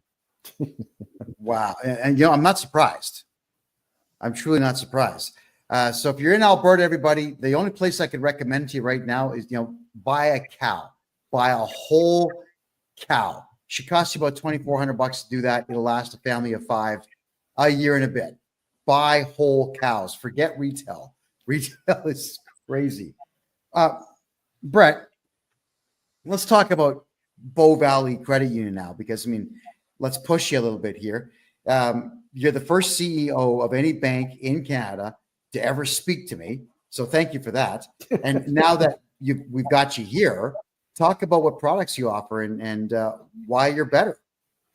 Sure. Yeah, we touched on that big one that we just launched is the tokenized metals. We call it an e-metals account, and what the benefit of that is you can move back and forth seamlessly between your store of value and gold and silver into fiat currency. We're big proponents of Bitcoin, although we don't have a lot of products and services around that. We see the value proposition there. As far as I know, we're the only financial institution that will lend against gold and silver, so we consider it hard assets. And you know that might even answer a bit of your question from earlier, Kevin. It's that truly is that capital-based, commodity-based lending, when you can lend against your gold and silver. Our board of directors is aligned with our thinking, which is really important. Very freedom-minded and liberty-minded, entrepreneurial spirit. It helps a lot that we have an organization that's backed up with a staff and the board that are aligned in their thinking, and that there's problems in this world, and we're just trying to do our little part to help solve those problems for people. There's limitations on what we can do. You can't really ask us to break the law. We won't do that for you. But the thing is, it's a whole lot better than a lot of what you'd get at another financial institution out there. You can actually get somebody on the phone, which is pretty unique, instead of talking with somebody in Bangladesh. You're talking to somebody in Alberta. All our staff are Albertans. They have a vested Albertan mindset, and we've tried to do things a lot differently from other credit unions, and especially the big banks in Canada. So, and you've got internet banking at your institution there. Yeah, we're a full service financial institution, so pretty much everything that a bigger bank can do, we can do as well. So the simple stuff: email money transfers, Visa, debit cards, all the above. Yeah. Huh, okay. Oh, and an app where you can take a photograph of checks and deposit them. Yep. We have that. We have a lot of people that are still. We're big proponents of cash. We like people using cash. I think cash is going to continue to be very important, and so we are pretty adamant that we want cash services to be used as well, which a lot of financial institutions seem to be moving away from it, and a lot of businesses too seem to be moving away from cash, which I think is pretty dangerous. So I think it's it's ridiculous to do so. Absolutely. Now we got a great question here in the TikTok room. This is from Ian Brown. He's asking, will you loan against Bitcoin or other crypto? We're not there quite yet. It's the loan to value would have to be pretty low, just because Bitcoin is pretty volatile. But we need a couple of things in place before we can be able to do that. We need to be able to house your Bitcoin with a custodian. So that way, if you can see the math behind that. If you have your Bitcoin and our fiat cash and disappear, that's a problem. So we almost need to have your Bitcoin with a custodian. That can be a big challenge for a lot of Bitcoiners. They want their keys, their coins in their possession. But we are looking at that and trying to go that direction. It might be a bit of an uphill battle with the regulators, but that's something that we are interested in. Is there also, I'll follow up with my own question on this, because I've actually been pestering a lot of mortgage brokers on this. Can we get loans to buy Bitcoin and sit on the Bitcoin, pay the minimal amounts in cash when the Bitcoin climbs, cash it in and pay off your loan, and have the extra Bitcoin over top of it. Is there a way that a bank could actually lend people to buy crypto? Yeah, it's called margining. You see it in the stock market all the time, and you just have to be prepared. And effectively, that's what we're doing with gold and silver in their loans too, where you're margining it, and basically you use it to buy more precious metals. But leverage cuts both ways. I think it's important for people to know that if it is volatile like Bitcoin and goes down quickly, you might lose your Bitcoin. So, yeah. Okay, that's a fair statement as well. But you're saying it is possible to get a loan and buy crypto with it? Well, not through us yet, but and keep in mind, I'm a pretty firm mindset. I'm more in the Bitcoin maxi camp. That all other coins are shit, with the exception of Bitcoin. So. I get it. I see where Ethereum has its uses with the millennial generation. They absolutely love to spend that back and forth, mostly on digital stuff. You ever notice how many 40-year-old virgins there are out there buying video game skins? That's stupid stuff with Ethereum, but it flows a lot. Yep. The Russians making the announcement that they're considering XRP as a national currency, I guess would drive that up. But I do believe in Bitcoin. And that would be the first coin of choice that I would want ever if someone were to give me the choice of coins to have. So I agree with you on that. Bitcoin's the oldest. I think it's the least corruptible. And I think in 5 years, it's going to be worth $500,000 per coin. That's my personal thought on Bitcoin. If you have a different opinion, let's hear it. Again, yeah, not financial advice, but I expect within 3 years, Bitcoin to hit 225,000 US, just based on some patterns that have happened in the past. So that's a pretty good risk return. Yet again, this is not investment advice, but yeah, it's got incredible potential. And just regarding XRP, it's got a really, really interesting use case around a medium exchange that I think has the SWIFT payment system and a lot of the banks very concerned with, because a lot of the banks' margin, especially in the US, is made on foreign exchange. And with something like XRP, that basically disappears, right? So I think XRP's popularity is increasing just because the number of transactions per second it can do on the worldwide networks. That's my explanation that was given to me on it. It was something like 44,000 per second, as opposed to Bitcoin, which was considerably less. Yeah. But I don't know if that's true or not. Yeah, I'm not sure on the specific statistics, but the medium of exchange use case is very interesting. I'm not so sure about the store of value case for XRP. Basically, what they've used is a cryptocurrency coin to fund the development of a payment rail system, is effectively what they do. So what's the value of that payment rail system? Right now, it's looking like it's worth about, say, 200 billion Canadian, which might be in the ballpark, but expecting XRP to go to 5,000, and that would imply that the XRP Ripple network would have an intrinsic value of 500 trillion. I think that's a little far-fetched. News to me about the Russians maybe using it as a store of value seems strange to me. The better use case for the Russians, I think, would be for a medium exchange, but that's just from what I understand. So, all right, perfect. And Brett, a lot of people are asking who you are because they can't on TikTok and Kick, they can't see you. So go ahead, let everyone know who you are and how they can find you. Oh, sure. My name is Brett Oland. I'm the CEO of Bow Valley Credit Union. To get in contact with me, just go to Bow Valley CU, the letter CU, like in creditunion.com. If you're interested in getting in contact with me, you can just reach out to the contact section and get in contact with me. And happy to have a conversation with anybody. Unfortunately, we can only help people with their banking within Alberta. But yeah, happy to noodle around a few ideas if anybody's interested. Can people move to Alberta and open an account? Absolutely. Yep.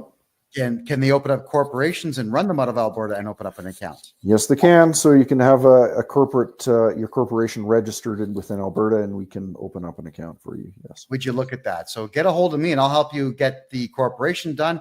Brett's going to get your bank account going for you. Get your money out of the other provinces and spend it in Alberta. Yeah. The chicken wings are better and the women are prettier. There you go. Done. It's a good point, though, because we've touched on it this whole time. Capital flows where it's treated best. And the thing is, all you have to do is beat everybody else. And I think that's what Alberta is doing effectively. It's like capital is going to be treated better in Alberta. Money and people will flow here. Well, I absolutely agree with that. So everyone, that is BOW. It's not BULL. It is BOW. Bow Valley Credit Union. And I get annoyed because when I'm typing emails to you, Brett, I'm using the phone, I'm dictating it, and it always spells it Bow Valley. And I know I'm saying Bow. I know I'm saying Bow. It never gets, never spells Bow. Well, how long has the bank been around? 70 years, 70 years. We actually started in Banff, Alberta. Banff Park Savings is what it used to be called. We've seen a fair number of cycles, not as old as some of the bigger charter banks that have been around for over 100 years in Canada, but we've seen our fair share of licks. So, yeah. Oh, and that's 2 words, guys. BOW, and the second word is Valley Credit Union. And just so everyone knows, I've got the biggest mouth in Canada. I have been declared the most controversial man in Canada. I didn't give myself that title. The Canadian Broadcasting Corporation and CTV and a few other junk outlets gave me that. And Brett, it must be true if they mentioned it. Oh, so. It has to be true for CBC. I agree. It has to be true. Brett Oland, the CEO of Bow Valley Credit Union, is the first bank CEO in the country to be brave enough to talk to me on the phone first off, and then to come on my show. The others will not return my emails, my registered mail. They won't even reply to legal letters I send them. It's crazy. So I want to say thank you very, very much for having done this. Now, Rob, you put me on to Bow Valley back in, I would say, February of this year. We were talking about the fact that the Canadian federal bank charters were going to expire on June the 30th. And immediately after that show, my email box filled up. What should we do? So I began telling everyone, do a bank run. Get your money out of Canada. Just go grab all the cash you can. Then you came back on the show 3 more times. I said the same thing publicly this time. Do a bank run, do a bank run, do a bank run. That got back to Trudeau and the powers that be. So they extended the Bank Act 2 more years. So I want to say again, thank you, Rob, for being a part of that. And Canada, you're welcome. You're welcome for 2 more years to get your money into something of value. Now, Brett, I got to ask you this.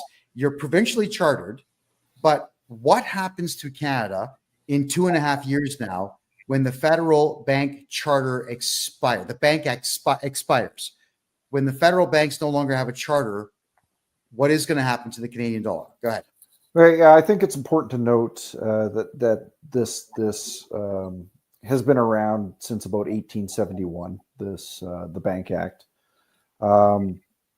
It always had this clause in it that they were going to review the Bank Act every 10 years, and then they moved it to every 5 years, and then they moved it to every couple of years, and they were supposed to actually review it in the middle of COVID, and I think it was 2022, and then they pumped it out to 2025, and then as you suggest, I think they put it out to 2027.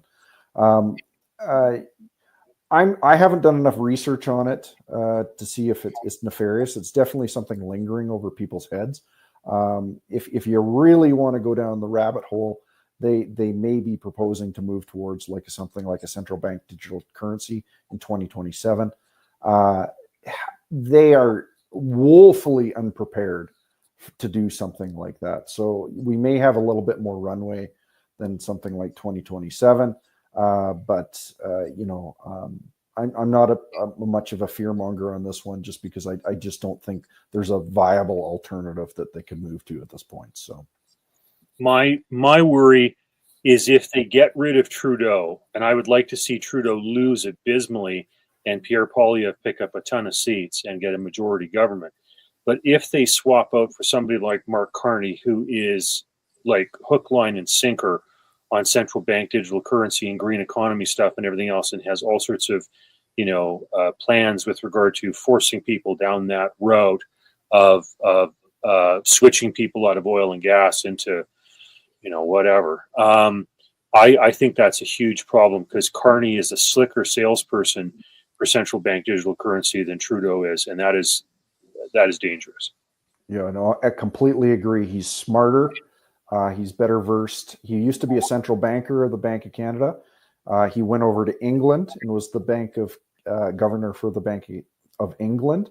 And if that doesn't scare you, nothing else would. There's constant ties back to the monarchy, and the saying goes, all roads lead back to London. A lot of the problems we see in the world today are based out of that little island, and don't let them fool you.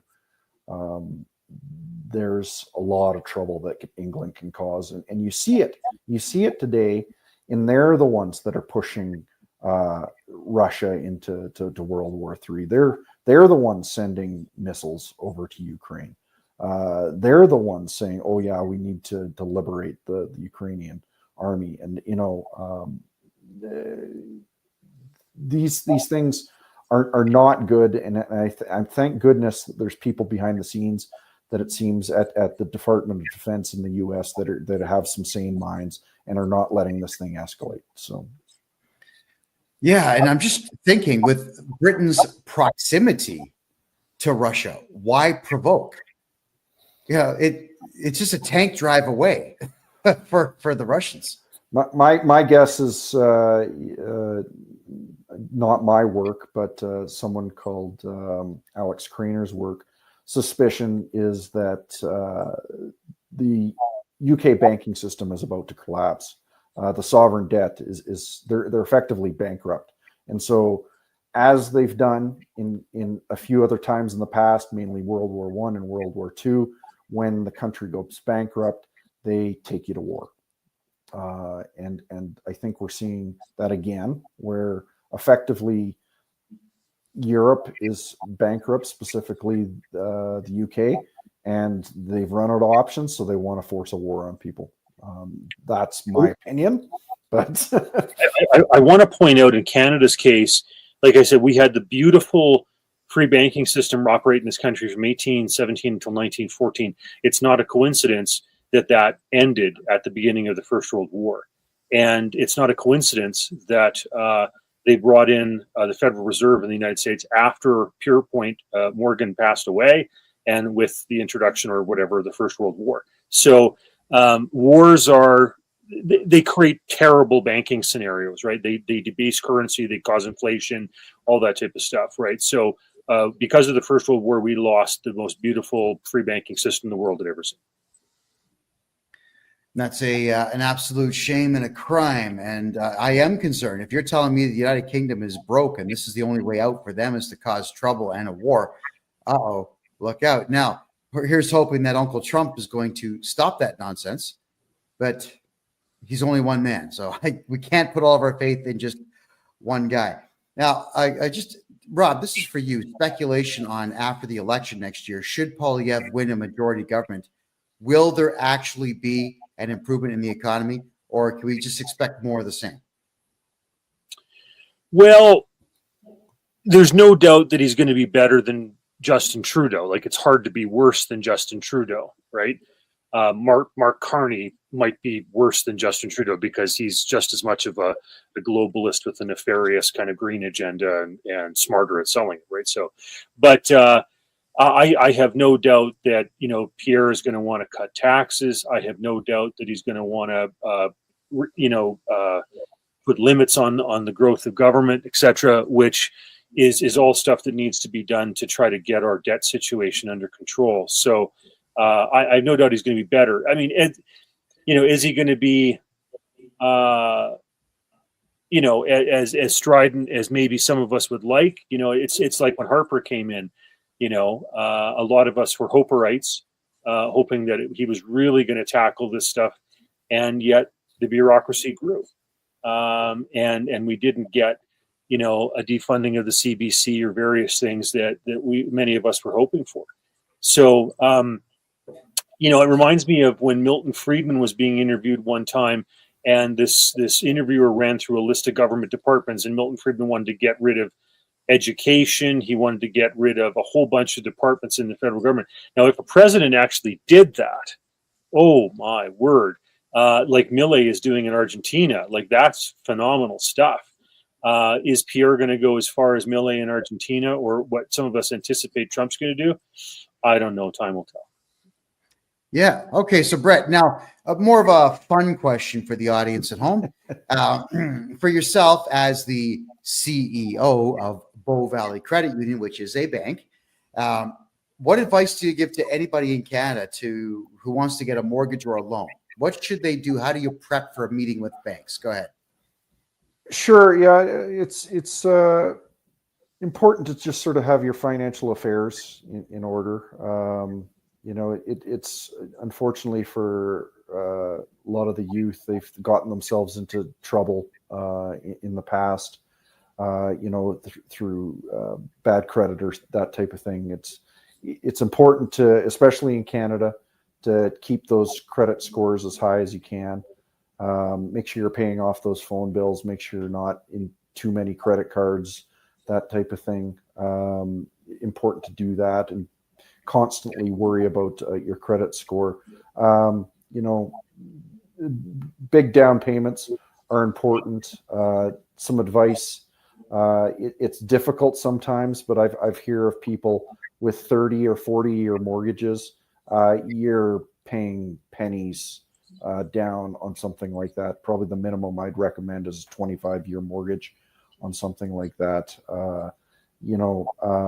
Be honest with your banker. Never a good start to a relationship if you're dishonest. Big down payment as you can possibly manage. There are insurance programs for housing. It's Freddie Mae and Fannie Mac in the U.S. In Canada, it's Sagen or CMHC that can help with people with less of a down payment, but you do end up paying a lot more insurance premium on your house overall. So hopefully that's a few tips that can help people. Well, you brought up a good point. Credit score. Is there anything that you could advise young males, young women out there on how to build a good credit score? I mean, one of the tricks that I used to pull when I was younger is I'd get a credit card. I'd go to the bank machine, take out a cash withdrawal, 5 days later, pay it off, repeat the process, keep doing this. And then I also got a bank loan when I was 17. I got a bank loan with my mother's help for $2,000. Stuck it in a coffee can, made the minimum payments. 3 months later, paid it off. Got a loan for $4,000, and I kept upping it. And I was eventually able to get credit. Would that still work today? People getting short loans and paying them off? No, absolutely. And I recommend people not overdo it. So don't get a $15,000 credit card when you can only afford a $500 credit card. And you don't need to make it huge. It's like, it doesn't say credit score with, using $500 credit. It basically just has a score out of 900. So, but you're absolutely right. You want to pay on time with interest. Don't miss those payments. Specifically with the younger generation, they're looking at phone bills because everybody seems to have a phone bill these days. Don't miss those payments on those phone bills. Those ding you pretty hard. Any utilities pay off, and important to get set up properly. Not that you ever need it, but build that cash reserve, potentially a small line of credit. You don't need, like you say, not anything silly, just $2,000 would probably do it. But honestly, keep that so you're not drawing into it, and debt can get you in a lot of trouble if you're not careful. So try and get out of debt as soon as you can as well. So. Yeah, you said a lot of stuff I agree with there, and some of the stuff I knew and some I didn't. So I think what I'm hearing here is maybe, correct me if I'm wrong, but maybe we should open up corporations and put our phone bills, our electrical bills, internet bills, everything into the corporation instead. Because, I can't see putting a power bill, a gas bill, an internet bill in your name. I don't think that builds credit if you pay it on time. I just think it actually removes or lowers your credit score if you don't pay it. Am I right or wrong on that? Yeah, to some degree, you're right, because the thing is, the more credit pulls that you actually have can actually decline your credit score. So if you go to the phone company and the utility company and a bank and a mortgage broker and all these companies all at the same time, and they pull a credit bureau on you, it can actually decline your credit score, just because the algorithm thinks that you're going out to try and grab money wherever you can. So it's important not to do it all at once. But it's not anything I've heard of, but it's not a bad suggestion of sort of de-risking yourself by putting stuff in a corporation that could effectively have a crappy credit score, and you get off having a good, clean one. So, yeah. Oh, yeah. I started doing that almost 20 years ago. There has not been a bill in my name in 20 years in Canada. Just because I got tired of finding out that there was the possibility. Sometimes you just forget. You forget you had something, and it goes into what they call an R9, and your credit score just drops. Yeah, it's possible to forget. So yeah, I would say do the corporation route as well. Okay, so Rob, you were a member of Parliament for 18 years. You had, unfortunately, the opportunity many, many, many times to be 5 feet away from Trudeau and so on. Your experience in politics is absolutely unbelievable. Could you maybe in our last 9 minutes here give your thoughts on what Canadians can do to protect themselves and their families? Please go ahead. Well,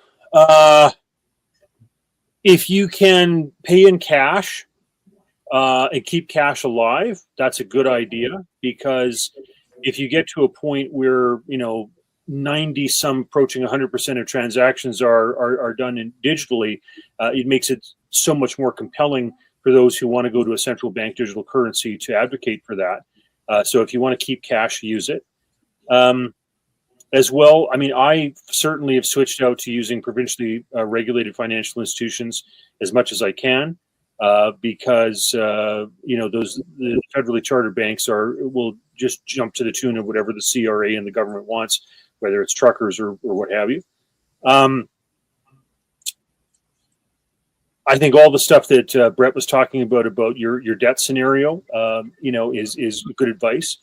And I think that people have to worry about where interest rates are going to go. I expect what's going to happen is you're going to have a yo-yo effect on interest rates, where the government wants to appear that it's doing something with regard to inflation, so they'll hike rates. And then because they can't afford to pay their own rates with regard to their own debt, they will take it back down, especially when they see it's killing the economy or causing unemployment, et cetera. So we're seeing a bit of that right now, where they hiked up rates and they're bringing them back down aggressively because they realize it's going to have a strangling effect on the economy and on their own borrowing. So I think because of Trudeau putting $1 trillion into the national debt, there's no way you're not going to have inflation and the government periodically spiking rates. So that's going to be tough on borrowers. So there's a number of things like that.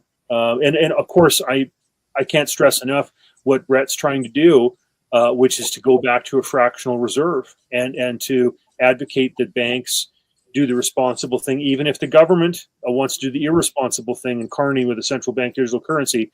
I think we need to move back to a fractional reserve. In Alberta's case, I've advocated this, where at first you can make it 1%, and then you take it to 2%, and you take it to 3%. Make it easy for people to meet the hurdles, but to go back with having something that backs up currency as opposed to the fiat we have now, it's a mistake. Canada had a great system going, and we've abandoned it. It's a shame, but I do appreciate you coming out here and telling us all of that. And Rob, we are always going to have solutions here. Rob, how do people find you online if they have any questions for you? I'm on Facebook. I'm the guy in the silver billy set Stetson cowboy hat. robforblue@gmail.com is my most used email address type of thing. Perfect. Rob, wonderful to see you again. Thank you so much for being here. And hey, Canada, you're welcome to Rob for extending with me that bank act for 2 more years. Great to see you. And I hope we'll talk to you in a couple of weeks. Sounds good. All right. Thanks, Rob. Take care. Okay, Brett, got me here for the last couple of minutes. Again, I am thrilled beyond reproach to have you here. You're the CEO of Bow Valley Credit Union. You've answered a lot of great questions tonight for people. So please flog yourself. People should be banking with you. You are someone who decided to come on this show, and I represent what we'll say the common man and what the common man expects out of their government, which I think is too much because the government's not prepared to do anything. I just want to say thank you for coming out here, being brave enough to talk to the common man through this show. So please tell everybody how they can reach you and how they can make money with you. Go. Just plug it. Sure. Yeah. It's a lot simpler if you are an Alberta resident, and you can just go to our website, bowvalleycu.com, and nose around a little bit and see what we're up to. I think people are going to be really interested in this eMetals account, where you can basically keep your store of value within gold and silver, but easily transact into fiat currency back and forth, or borrowing against your gold and silver. You can get a hold of me through that website. I am about to start to get a whole lot more active on X, Brett_Oland, at Brett_Oland on X. There isn't a lot of activity there now, but we're about to ramp that up a lot more, just with some little insights and videos of snippets and things like that. And yeah, happy to have conversations with people, even if you're not able to bank with us. Maybe you've got some concerns about what to do financially, and we can help maybe navigate you in the right direction, or thinking about a few things that maybe you want to think about. So. Yeah. And again, everyone, if you open up a corporation in Alberta and you run it out of Alberta, you can have a corporate bank account with Brett Oland and Bow Valley Credit Union. I'm sorry, I'm from Mississauga in Credit Valley. I get those words mixed up sometimes. Wow. God, I have had such a great time tonight. Brett, thank you for answering all my emails. Thank you for talking to me on the phone. Thank you for passing off all the banking information privately in our conversations. And thank you for being here tonight. Greatly appreciate it.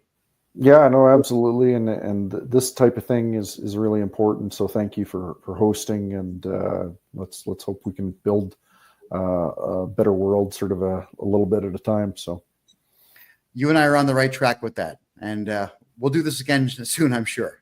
All right. Thanks very much. Thanks, Brett. Have a great night. Take care. Right. What an incredible pair of guests we had tonight. I mean, this is something I've wanted to do for quite some time. And I'm eternally grateful to both gentlemen for being here. And for my American friends who are watching this, I'm a Canadian citizen, born in Toronto, raised right next door in the city of Mississauga, which is an 80-minute drive to Buffalo. I've lived in the United States for 4.5 years of my life. I currently live in Panama. I've been to 12 countries, been to a few war zones in that time. Used to be a full-time journalist, and now I do taxes for Canadians and Americans full-time. I've had a lot of fun traveling the world, but there's also been a lot of heartache and a lot of pain, because Canada is just not an easy country to navigate. Hasn't been for quite some time, but with gentlemen like Rob and Brett coming out to help you navigate a little bit better, I know that you have a few more answers than you had before you got here. And don't forget, everybody, I buy corporate debt. That is correct. If you have a corporation in Canada or in the United States that has tax debt, regional tax debt, sales tax debt, GST, HST, any debts whatsoever, including corporate credit cards, I will buy the company from you. I will take all of your debt away. You get to go right back to zero and start over. Get a hold of me on my website right now at kevinjjohnston.com. I've been studying Canadian tax law for 40 years. I've been studying American tax law for all of this year. God, I know all the tricks now. Let's put your money where it belongs, and that is back in your pocket. Call Brett, put your money in his bank, where at least we know it's going to be safe.